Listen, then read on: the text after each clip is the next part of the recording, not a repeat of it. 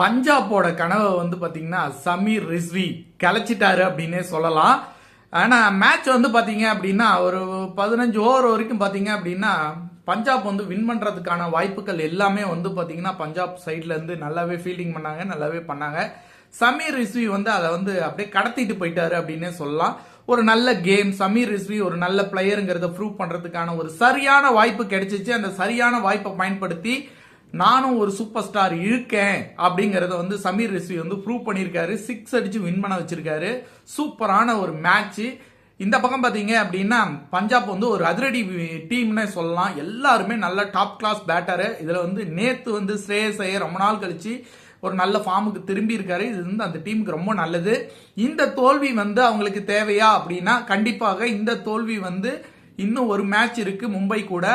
அந்த மேட்ச்ல அவங்க கான்பிடண்டா ஆடுறதுக்கு இந்த தோல்வி வந்து கண்டிப்பா தேவை. அவங்க சைட்ல என்னென்ன பிரச்சனைகள் இருக்கு அப்படிங்கறத அவங்க புரிஞ்சுக்கிறதுக்கு இது ஒரு மிகப்பெரிய ஒரு தோல்வி வந்து மிகப்பெரிய பாடத்தை வந்து அவங்க புரிஞ்சுக்கிட்டு தன்னுடைய கடைசி மேட்ச்ல நல்லா வின் பண்ணாங்க அப்படின்னா பாயிண்ட் டேபிள்ல மேல வருவாங்க. அவங்களுக்கு அது ஒரு மிகப்பெரிய அட்வான்டேஜா மாறப்போகுது. டெல்லி பினிஷ் பண்ணிட்டாங்க.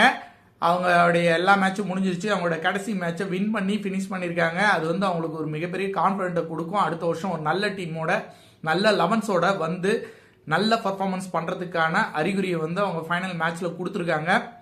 பஞ்சாப் இந்த முறை கப்படிப்பதற்கு வாய்ப்பு இருக்கா அப்படின்னு கேட்டீங்க அப்படின்னா சின்ன சின்ன தவறுகளை வந்து அவங்க திருத்திக்கிட்டாங்க அப்படின்னா ஒரு சூப்பரான ஒரு டீமுங்க பஞ்சாப் இந்த வருஷம்.